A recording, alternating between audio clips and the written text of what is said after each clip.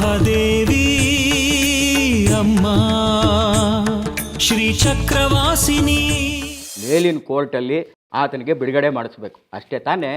ಹೌದು. ನಿಮಗೆ ಅದು ಇದು ಖರ್ಚು ಅಂತ ನಾನು ಏನೂ ಕೇಳಲ್ಲ. ನಿಮ್ಮ ಮೊಕದ್ದೊಮ್ಮೆನ ಗೆಲ್ಲಿಸ್ಕೊಡ್ತೀನಿ. ಅನಂತ್ ಕೃಷ್ಣ ವಕೀಲರು ಬಂಗಾರಿಯವ್ರ ಪರ ನ್ಯಾಯಾಲಯದಲ್ಲಿ ವಾದ ಮಾಡೋದಕ್ಕೆ ಕೇಳಿರೋ ಮೊತ್ತ 3 ಲಕ್ಷ ರೂಪಾಯಿ. ಆ ಬಹುಮಾನ ನಿಂಗೆ ಸಿಕ್ಕಿದ್ರೆ ನಿಮ್ಮ ಅಪ್ಪನ ಜೈಲಿಂದ ಬಿಡಿಸ್ಕೊಳ್ಳೋಕ್ಕೆ ಸಹಾಯ ಆಗುತ್ತೆ. ಈ ಸ್ಪರ್ಧೆಲಿ ನೀನು ಸೋಲ್ತೀಯ, ನಾನು ಗೆಲ್ತೀನಿ.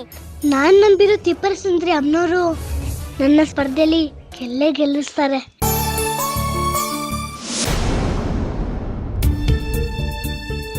ಓಹೋ, ಏನು ಮಾಜಿ ಪೊಲೀಸ್ನವರು ನಮ್ಮ ಅಂಗಡಿ ಕಡೆ ಬಂದ್ಬಿಟ್ಟಿದ್ದೀರಿ? ಸೇಠ್ಜಿ, ನಿಮ್ಮಿಂದ ಒಂದು ದೊಡ್ಡ ಉಪಕಾರ ಆಗಬೇಕಿತ್ತು. ಆಗುತ್ತೆ, ಆದರೆ ನೀವು ಮನ್ಸು ಮಾಡ್ಬೇಕಷ್ಟೆ. ನೋಡಿ, ನಮ್ಮಿಂದ ಆಗೋದಿದ್ರೆ ಸಹಾಯ ಮಾಡ್ತೀವಿ, ಇಲ್ಲ ಅಂದ್ರೆ ಇಲ್ಲ. ಅದು ನಂಗೊಂದು 3 ಲಕ್ಷ ದುಡ್ಡು ಬೇಕಾಗಿತ್ತು. ಆದಷ್ಟು ಬೇಗ ವಾಪಸ್ ಕೊಟ್ಬಿಡ್ತೀನಿ. ಬಡ್ಡಿಗೆ ಅಂತ ಕೊಡಿ. ಏನಾದ್ರೂ ಪತ್ರ ಗಿತ್ರ ತಂದಿದ್ದೀರಾ? ಯಾವ ಆಧಾರದ ಮೇಲೆ ಸಾಲ ಕೊಡೋದು? ನಾನು ಮಾಡ್ತಿದ್ದು ಸರ್ಕಾರಿ ಕೆಲಸ. ಯಾವ ಆಸ್ತಿ ಪತ್ರ ಇರುತ್ತೆ ನನ್ನ ಹತ್ರ ಹೇಳಿ? ನೋಡಮ್ಮ, ಏನಾದ್ರು ಆಧಾರ ಪತ್ರ ಅದು ಇದು ಇದ್ರೆ ಕೊಡಿ, ಸಾಲ ಕೊಡೋಣ. ಇಲ್ಲ ಅಂದ್ರೆ ನೀವಿನ್ ಹೊರಡ್ಬೋದು.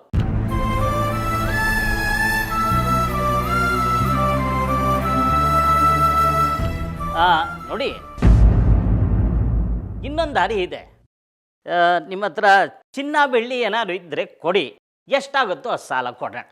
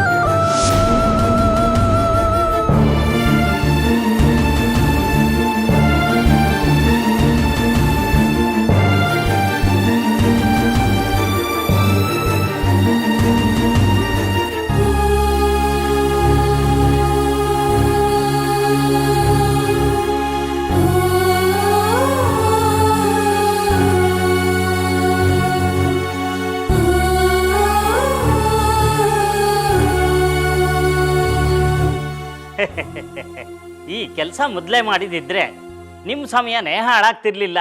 ಕೊಡಿ ಕೊಡಿ.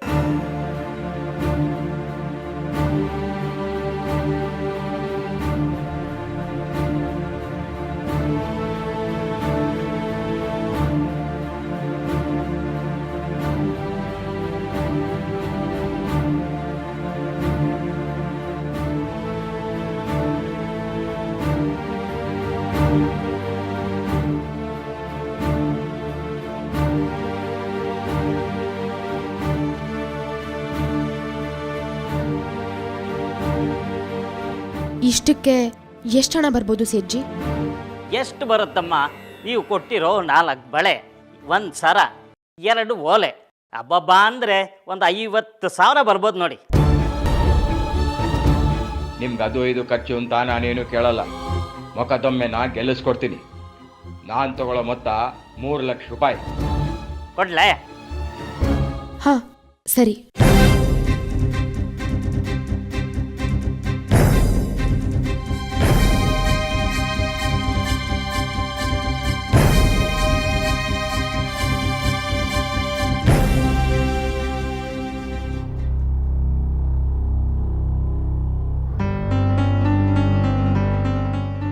ತಗೊಳಮ್ಮ.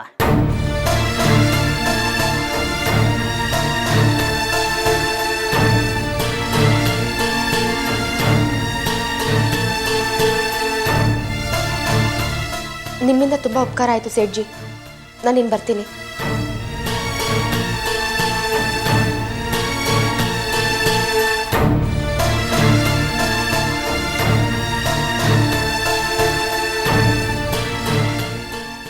ಅಮ್ಮ ಅಮ್ಮ ಅಮ್ಮ ಏನೇ? ಅಮ್ಮ, ನಾನು ಒಂದು ಪ್ರಶ್ನೆ ಕೇಳ್ತೀನಿ, ಅದಕ್ಕೆ ಸರಿಯಾದ ಉತ್ತರ ಕೊಡ್ತೀಯಾ? ಹ್ಞೂ, ಕೇಳು. ಅಪ್ಪಂಗೆ ಅಪ್ಪನ್ಗೆ ಎಷ್ಟು ಮಂತ್ರಶಕ್ತಿಗಳಿದೆ ಅಲ್ಲ. ಹ್ಞೂ, ಅದಕ್ಕೂ ನೀನ್ ಖುಷಿಯಿಂದ ಓಡ್ ಬರ್ತಿರೋದಕ್ಕೂ ಏನ್ ಸಂಬಂಧ? ನಾನು ಓಟು ಸ್ಪರ್ಧೆಯಲ್ಲಿ ಭಾಗವಹಿಸ್ತಾ ಇದ್ದೀನಿ. ಒಳ್ಳೇದು ಮಗ್ಳೆ. ಬೆಳೆಯೋ ಮಕ್ಕಳು ಈ ತರ ಆಟೋಟದಲ್ಲಿ ಸ್ಪರ್ಧೆಗಳಲ್ಲಿ ಭಾಗವಹಿಸ್ತಾ ಇರ್ಬೇಕು. ಆಗ್ಲೇ ನಮಗ್ ಬೇರೆ ಪ್ರಪಂಚದ ಅರಿವಾಗೋದು. ಹಾಗೆ ಬೆಳವಣಿಗೆನೂ ಚೆನ್ನಾಗಾಗತ್ತೆ. ಈ ಪಾಠನೆಲ್ಲ ನಮ್ಮ ಮೇಷ್ಟ್ರಮ್ಮ ಹೇಳ್ಕೊಟ್ಟಿದ್ದಾರೆ. ಈಗ ಅದೆಲ್ಲ ವಿಷಯ. ಮತ್ತೆ ಯಾವಾಗ್ಲೂ ನಮ್ಮ ಶಾಲೆಯಲ್ಲಿ ನಾನೇ ಮೊದಲು ಬರಬೇಕು ಅನ್ನೋ ಆಸೆ. ಯಾಕಂದ್ರೆ ನಮ್ಮ ತಾತನ ವಂಶದಲ್ಲಿ ಎಲ್ರಿಗೂ ಗೌರವ ಇದೆ ಅಲ್ವಾ. ಏನೇ ಹೇಳ್ತಿದ್ಯಾ? ನಂಗೇನು ಅರ್ಥನೇ ಆಗ್ತಿಲ್ಲ. ಅಪ್ಪನ ಮಂತ್ರಶಕ್ತಿಗಳಿಂದ ಸ್ಪರ್ಧೆಯಲ್ಲಿ ನಾನೇ ಮೊದಲು ಬರಬೇಕು. ಹಾಗೆಲ್ಲ ಮಾಡೋದ್ ತಪ್ಪಲ್ವಾ? ಯಾಕೆ ತಪ್ಪು? ಸ್ಪರ್ಧೆಯಲ್ಲಿ ನಾನೇ ಗೆಲ್ಬೇಕು ಅನ್ನೋ ಆಸೆ ತಪ್ಪಾ? ಆಸೆ ಪಡೋದ್ ತಪ್ಪಲ್ಲ ಪುಟ್ಟ, ಆದ್ರೆ ನೀನ್ ಗೆಲ್ಲೋಕ್ ಹಿಡ್ದಿರೋ ದಾರಿ ತಪ್ಪು. ಯಾಕಮ್ಮ ಹಂಗೆ ಹೇಳ್ತೀಯಾ? ದಾರಿ ಯಾವ್ದಾದ್ರೆ ಏನು, ನಾವು ಗೆಲ್ಲೋದ್ ಮುಖ್ಯ ಅಲ್ವಾ? ಹಂಗಲ್ಲ ಕಣೆ. ಕೌರವ್ರು ಹೀಗೆ ಮೋಸ ಮಾಡ್ಕೊಂಡು ಪಾಂಡವ್ರನ್ನ ಗೆದ್ರು. ಆದ್ರೆ ಜಗತ್ತು ಅವ್ರನ್ನ ಎಷ್ಟು ಕೆಟ್ಟಾಗ್ ಪರಿಗಣಿಸ್ತು ಗೊತ್ತಾ? ಮಹಾಭಾರತದ ಕತೆ ನನಗೂ ಗೊತ್ತು. ಕಡೆಗೆ ಕೃಷ್ಣ ಗೆದ್ದಿದ್ದು ಮೋಸದಿಂದಾನೆ ತಾನೆ. ಸತ್ಯ ಗೆಲ್ಲಕ್ ಮೋಸ ಮಾಡಿದ್ರೆ ಅದು ದೈವ ಚಿತ್ತ. ನೀನ್ ಮೋಸ ಮಾಡಿ ಗೆದ್ದು ಏನ್ ಸಾಧಿಸ್ತೀಯಾ? ಅದ್ರ ಬದಲು ಸಾಧನೆ ಮಾಡಿ ಗೆಲ್ಲು. ಆಗ ನಿನ್ ಮನ್ಸಿಗೆ ನೆಮ್ಮದಿ ಆದ್ರೂ ಸಿಗುತ್ತೆ. ಅದೆಲ್ಲ ನನಗೆ ಗೊತ್ತಿಲ್ಲ ಅಮ್ಮ. ನಾನೇ ಮೊದಲು ಗೆಲ್ಬೇಕಷ್ಟೇ. ಅಪ್ಪನ್ಗೆ ಹೇಳಿ ಮಂತ್ರ ತಾಯ್ತಾ ಮಾಡಿಸ್ಕೊಡು. ಆಯ್ತು, ನೀನೇ ಗೆಲ್ತೀಯ. ಇನ್ನೂ ಸಮಯ ಇದೆ ಅಲ್ವಾ? ಅದಕ್ಕೆ ಎಷ್ಟು ಬೇಕೋ ಅಷ್ಟು ತಯಾರಿ ಮಾಡ್ಕೊಳ್ಳುವಂತೆ.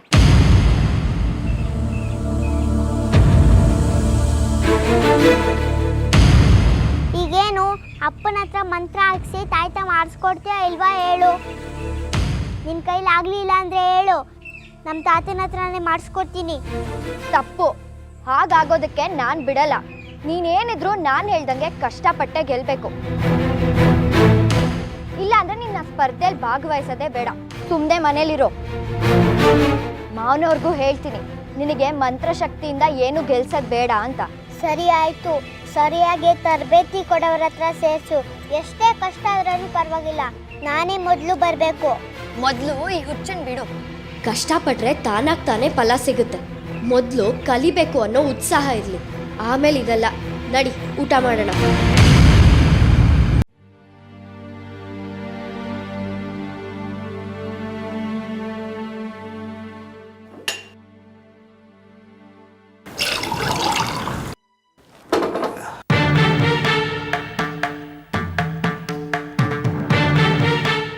ಎಲ್ಲಿಂದ ಬರ್ತಿದ್ಯಮ್ಮ ರೇಷ್ಮೆ? ವಕೀಲರು ಕಚೇರಿಲ್ಲಪ್ಪ. ಹೀಗೆ ಹೋಗಿರ್ಲಿಲ್ವಲ್ಲ ನೀನು? ಅಂದ್ರೆ ನಿನ್ ಚಿನ್ನದ ಬಳೆ, ಸರ, ಓಲೆ ಎಲ್ಲ ಏನ್ ಮಾಡ್ದೆ?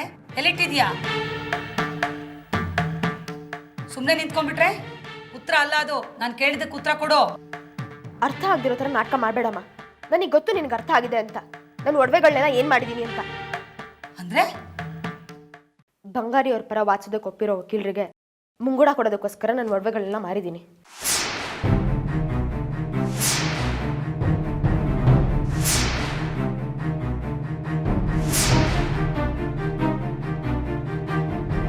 ಯಾರನ್ನ ಕೇಳಿ ಒಡವೆ ಮಾರ್ದೆ ನೀನು? ಯಾರನ್ನ ಯಾಕಮ್ಮ ಕೇಳಬೇಕು? ನಿನ್ನನ್ನು ಹೆತ್ತವಳು ನಾನೊಬ್ಳು ಇದ್ದೀನಿ. ನನ್ನನ್ನು ಕೇಳಬೇಕು ಅಂತ ಅನಿಸ್ಲಿಲ್ವಾ ನಿನಗೆ? ಇಲ್ಲಮ್ಮ, ನಿನ್ನ ಅಗತ್ಯ ಕಾಣಿಸ್ಲಿಲ್ಲ. ಅದಕ್ಕೆ ಸೀದಾ ಹೋದೆ, ಒಡವೆಗಳನ್ನ ಮಾರ್ದೆ, ಆ ದುಡ್ಡನ್ನ ತಗೊಂಡೋಗಿ ವಕೀಲರಿಗೆ ಕೊಟ್ಟೆ. ಏನು? ನನ್ನನ್ನು ಕೇಳಬೇಕು ಅನ್ನೋ ಅಗತ್ಯ ಕಾಣ್ಲಿಲ್ವಾ ನಿನಗೆ? ಕೇಳಿಸ್ಕೊಂಡ್ರೇನ್ರಿ ನಿಮ್ ಮಗಳ ಆಡೋ ಮಾತನ್ನ? ಇವತ್ತು ನನಗೆ ಇವಳ ಅಗತ್ಯ ಕಾಣ್ಲಿಲ್ವಂತೆ. ಹೌದಮ್ಮ, ಅನಿಸ್ಲಿಲ್ಲ. ಯಾಕೆ ನೀ ಕೇಳ್ಬೇಕು? ಅದೇ ನಿಂದ ಅಥವಾ ನೀನ್ ಕೊಡ್ಸಿದ್ದ? ಅಂದ್ರೆ ಅದು ನಾನು ನನ್ನ ಸ್ವಂತ ದುಡ್ಡಿ ಮೇಲೆ ತಗೊಂಡಿದ್ದು. ಅದನ್ನ ಮಾರುವಾಗ ನೀನು ಕೇಳ್ಬೇಕು ಅಂತ ಅನ್ಸಿಲ್ಲ ಅಮ್ಮ. ರಶ್ಮಿ, ಇದು ತುಂಬಾ ಜಾಸ್ತಿ ಆಯ್ತು. ಓ, ನಿನಗೆ ಹಾಗ ಅನ್ಸ್ತಾ ಇದೆಯಾ? ಇದೆಲ್ಲ ನಿನ್ ಸಂಸ್ಕಾರನೇ. ನಿನ್ನ ಅದಿಲೇ ನಡೀತಾ ಇದ್ದೀನಿ ಅಷ್ಟೇ. ನೋಡು, ನನ್ನನ್ನು ಕೇಳದೆ ಹೇಗ್ ಮಾರ್ ಬಂದ್ಯೋ ಹಾಗೆ ವಾಪಸ್ ಹೋಗಿ ಅದನ್ನ ತಂದು ಕೊಡು ಅಷ್ಟೇ.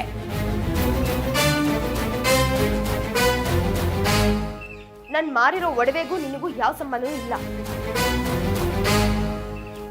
ಹಾಗಾಗಿ ಅದ್ರ ಬಗ್ಗೆ ಮಾತಾಡೋ ಅಧಿಕಾರನೂ ನಿನಗಿಲ್ಲ. ಅದು ನನ್ನ ಒಡವೆಗಳು. ಅದ್ರ ಜೊತೆ ನಾನು ಏನ್ ಬೇಕಾದ್ರೂ ಮಾಡ್ತೀನಿ. ಯಾರಿಗೂ ಹೇಳೋ ಕೇಳೋ ಅಗತ್ಯ ನನಗಿಲ್ಲ. ನಿನ್ ಜೊತೆ ಈ ರೀತಿ ಚರ್ಚೆ ಮಾಡೋದಕ್ಕೆ ನಂಗೆ ಇಷ್ಟ ಇಲ್ಲ. ಇದೇ ಕೊನೆ. ನನ್ನ ಹತ್ರ ಈ ರೀತಿ ಮಾತಾಡೋದ್ರ ಬಗ್ಗೆ ಕನ್ಸಲ್ಲೂ ಯೋಚನೆ ಮಾಡಬೇಡ. ಅರ್ಥ ಆಯ್ತಾ?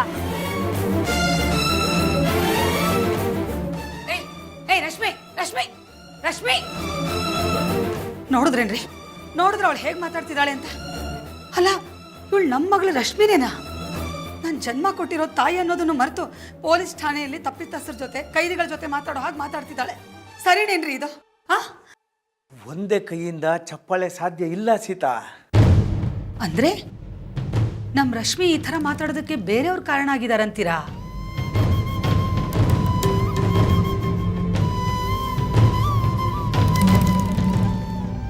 ಹೌದು ರೀ, ನೀವು ಹೇಳೋದು ಸರಿಯಾಗಿದೆ. ನಮ್ಮ ರಶ್ಮಿ ಈ ಥರ ಮಾತಾಡೋದಕ್ಕೆ ಆ ಬಂಗಾರಿ, ಅವನ ಮಗಳು ಹಿರಣ್ಮಯಿ, ಆ ಹಿರಣ್ಮಯಿ ಮುತ್ತಜ್ಜಿ ರಾಜಲಕ್ಷ್ಮಿ, ಆ ರಾಜಲಕ್ಷ್ಮಿ ಮಗ ಶೇಖರಿ, ಇವರೆಲ್ಲರ ಸಹವಾಸದಿಂದ ನಮ್ಮ ರಶ್ಮಿ ಈ ಥರ ಮಾತಾಡ್ತಿದ್ದಾಳೆ. ಅದಲ್ಲ ಸೀತಾ ಕಾರಣ. ನೀನು ರಶ್ಮಿ ಜೊತೆ ಒರಟಾಗಿ ವರ್ತಿಸ್ತಾ ಇದೀಯ, ಆದ್ರಿಂದನೇ ಅವಳು ಹೀಗೆಲ್ಲ ಆಡ್ತಾ ಇರೋದು. ಇವತ್ತು ಒಡವೆ ಮಾರ್ಕೊಂಡು ಬಂದ್ಲು, ತನ್ನ ಸಂಪಾದನೆ ಬಗ್ಗೆ ಎಷ್ಟೊಂದು ಅಹಂಕಾರ ನೋಡಿ. ಹೀಗೆ ಬಿಟ್ರೆ ನಾಳೆ ಆ ಚಪ್ಪಲಿ ಕಾಯವನು ಕೈದಿ ಆಗಿದ್ದಾನಲ್ಲ, ಅವನನ್ನ ಮದುವೆ ಮಾಡ್ಕೊಂಡು ಬಂದು ನಮ್ಮ ಮುಂದೆ ನಿಂತ್ಕೋತಾಳೆ. ನೋಡ್ತಾ ಇರಿ. ಆ ಬಂಗಾರಿನ ಅದು ಹೇಗೆ ಮದುವೆ ಮಾಡ್ಕೋತಾಳೋ ನಾನು ನೋಡ್ತೀನಿ. ನನ್ನ ಪ್ರಾಣ ಇರೋವರೆಗೂ ಆ ಬಂಗಾರಿ ಜೊತೆ ಖಂಡಿತವಾಗ್ಲೂ ಮದುವೆ ಮಾಡ್ಕೊಳ್ಳೋದಕ್ಕೆ ನಾನು ಬಿಡಲ್ಲ ಬಿಡಲ್ಲ ಬಿಡಲ್ಲ. ಸೀತಾ, ಸೀತಾ,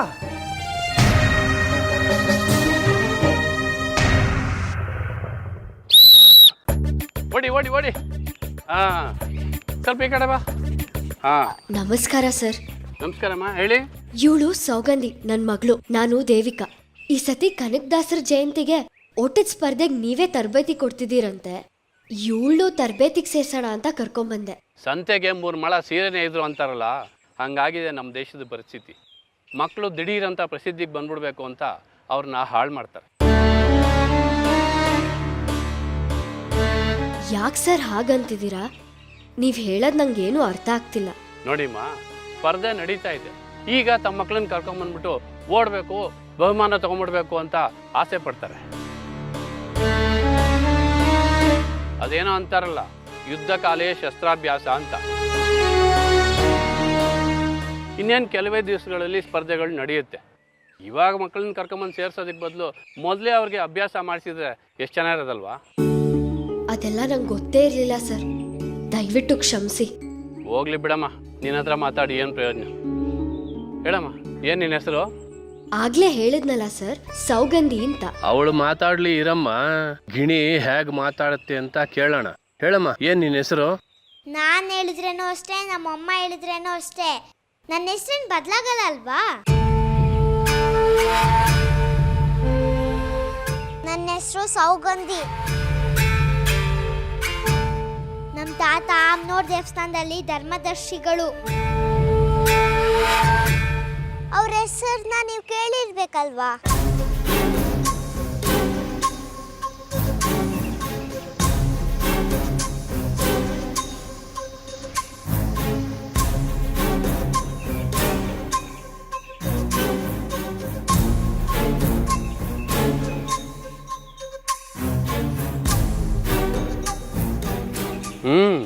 ನಾನು ಕೇಳಿದ್ದು ಒಂದೇ ಪ್ರಶ್ನೆ, ಅದಕ್ಕೆ 100 ಉತ್ತರ ಕೊಡ್ತೀಯಲ್ಲಮ್ಮ ನೀನು. ಅಹಂಕಾರ ಇರಲಿ, ಆದರೆ ದುರಹಂಕಾರ ಇರಬಾರ್ದು. ನಾನು ತುಂಬ ಖಡಕ್ ಮನುಷ್ಯ. ತಪ್ಪು ಮಾಡಿದ್ರೆ ಓಡೋದಕ್ಕೆ ದೈಹಿಕ ಶಕ್ತಿ ಇಲ್ಲದೆ ಇದ್ದರೆ ಮುಲಾಜಿಲ್ಲದೆ ವಾಪಸ್ ಕಳಿಸ್ಬಿಡ್ತೀನಿ.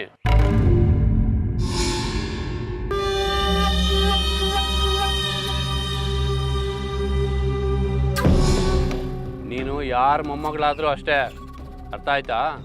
ಹೋಗ್ಲಿ ಬಿಡಿ ಸರ್, ಚಿಕ್ಕವಳು, ಏನಾದರೂ ತಪ್ಪು ಮಾಡಿದ್ರೆ ಕ್ಷಮಿಸ್ಬಿಡಿ. ಮಾತೇನೋ ಜೋರಿದೆ, ಮೈಯಲ್ಲಿ ಶಕ್ತಿ ಇದೆಯೋ ಇಲ್ಲೋ ಅಂತ ನೋಡಬೇಕು. ನೀನು ಈ ಮೈದಾನನ ಒಂದು ಸುತ್ತಾಕು, ನೋಡೋಣ ನಿನ್ನ ಸೇರಿಸ್ಕೋಬೇಕೋ ಬೇಡವೋ ಅಂತ ಆಮೇಲೆ ತೀರ್ಮಾನ ಮಾಡೋಣ.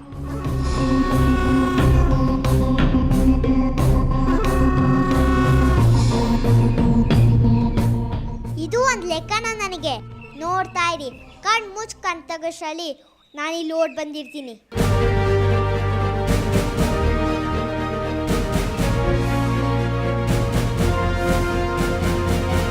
ಅದು ಕ್ಷಮಿಸ್ಬಿಡಿ ಸರ್, ಅವಳನ್ನ ಚಿಕ್ಕ ವಯಸ್ಸಿಂದ ಸ್ವಲ್ಪ ಮುದ್ದಾಗಿ ಬೆಳೆಸ್ಬಿಟ್ಟಿದೀವಿ, ಅದಕ್ಕೆ ಸ್ವಲ್ಪ ಜಾಸ್ತಿ ಮಾತಾಡ್ತಾಳೆ. ಅವಳ ಮಾತು ನಿಮ್ಗೇನಾದ್ರೂ ಕೊಬ್ಬು ಅಂತ ಅನ್ಸಿದ್ರೆ ನೋಡೋಣ ಅವಳಿಗೆ ಎಷ್ಟು ಕೊಬ್ಬಿದೆ ಅಂತ.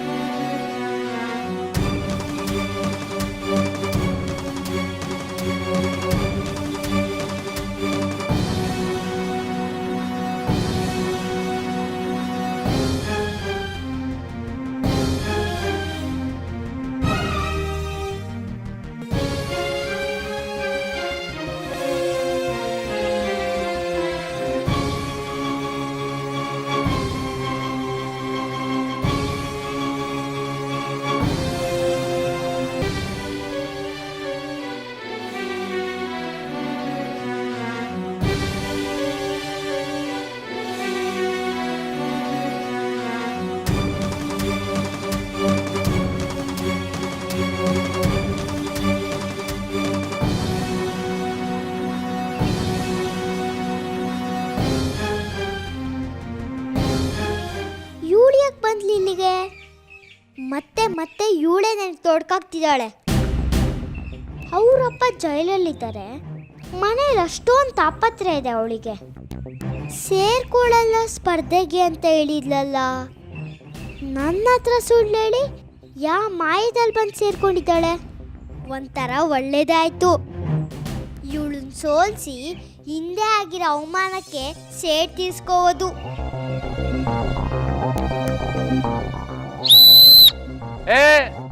ನಿಂತ್ಕೋಬಾರ್ದು, ಸುಧಾರಿಸ್ಕೋಬಾರ್ದು, ಓಡ್ತಾ ಇರಬೇಕು.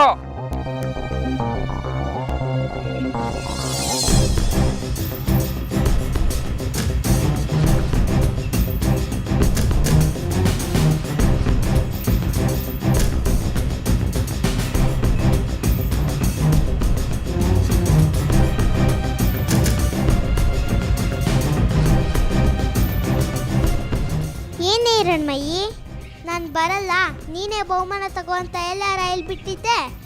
ಈಗ ನೋಡಿದ್ರೆ ಸ್ಪರ್ಧೆಗೆಲ್ಲ ತಯಾರಿ ಮಾಡ್ಕೋತಿದ್ಯಾ. ಹೇಳೋದೊಂದು ಮಾತು, ನಡ್ಕೊಳ್ಳೋದೊಂದು ರೀತಿನಾ? ನಾನು ಸೇರ್ಕೋಬಾರ್ದು ಅಂತಲೇ ಇದ್ದಿತ್ತು, ಆದರೆ ನಮ್ಮ ಅಪ್ಪನ ಜೈಲಿಂದ ಬಿಡ್ಸ್ಕೊಂಬರಕ್ಕೆ ದುಡ್ಡು ಬೇಕಲ್ವಾ, ಅದಕ್ಕೆ ಒಪ್ಕೊಂಡೆ. ನಿಮ್ಮ ಅಜ್ಜಿ ಇಲ್ಲಿಗೆ ಬರೋಕ್ಕಾಗಲ್ಲ, ನಿಮ್ಮ ತಾತ ಈ ಊರಲ್ಲಿಲ್ಲ, ನಿಮ್ಮ ಅಪ್ಪ ಜೈಲಲ್ಲಿದ್ದಾರೆ, ಮತ್ತಿನ್ಯಾರೇ ಸೇರಿಸಿದ್ದು? ಅಲ್ಲೋಡು, ಅಲ್ಲೊಬ್ರು ಇದಾರಲ್ಲ, ರಶ್ಮಿ ಅಮ್ಮ, ಅವ್ರೇನ ಸೇರಿಸಿದ್ದು.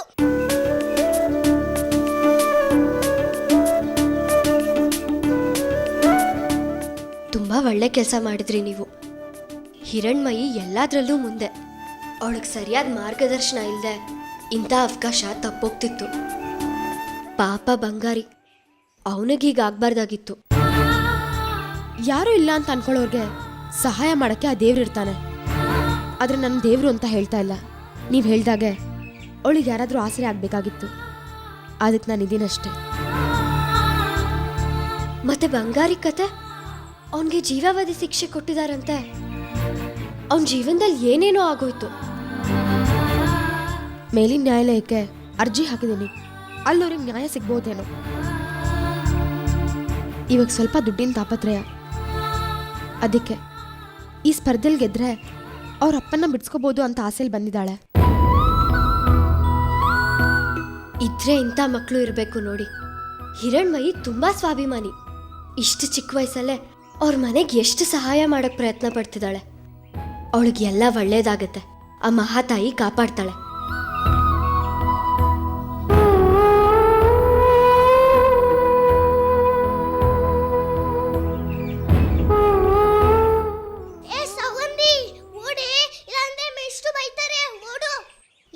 ನನಗೂ ಗೊತ್ತು, ಸುಮ್ಮನಿರೆ. ನೋಡು ಹಿರಣ್ಮಯಿ, ಈಗಲೂ ಹೇಳ್ತಾ ಇದ್ದೀನಿ, ನೀನು ಈ ಸ್ಪರ್ಧೆಯಲ್ಲಿ ಭಾಗವಹಿಸ್ಬೇಡ, ಸುಮ್ಮನೆ ಮನೆಗೆ ಹೊಂಟೋಗು. ಈ ಸ್ಪರ್ಧೆಯಲ್ಲಿ ನಾನೇ ಗೆಲ್ಲೋದು. ನಾನು ಗೆದ್ರೆ ನೀನು ಅಳ್ತೀಯ, ಸುಮ್ಮನೆ ಇವೆಲ್ಲ ಬೇಕಾ ನಿನಗೆ? ಹೆಜ್ಜೆ ಮುಂದೆ ಟಾಗಿರ ಸಾಗೊಂದಿಕ್ಕ, ಹಿಂದೆ ಹೇಳೋ ಮಾತೇ ಇಲ್ಲ. ಏನಾಗತ್ತೋ ಅದಾಗ್ಲಿ.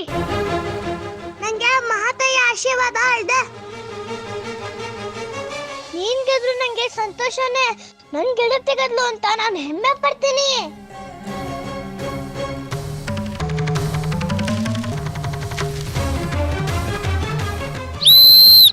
ನಿಲ್ಸೆ. ಪರವಾಗಿಲ್ಲ, ಎಲ್ರಿಗೂ ಓಡೋದಕ್ಕೆ ಶಕ್ತಿ ಇದೆ. ನಾಳೆಯಿಂದ ತರಬೇತಿ ಪ್ರಾರಂಭ. ಯಾರು ತಪ್ಪಿಸ್ಕೊಳ್ದಿರ ಸಮಯಕ್ಕೆ ಸರಿಯಾಗಿ ಬಂದು ಶಿಸ್ತಿಂದ ಕಲಿಬೇಕು. ಹಾಗೆ ಮಿಸ್ಟ್ರೇ.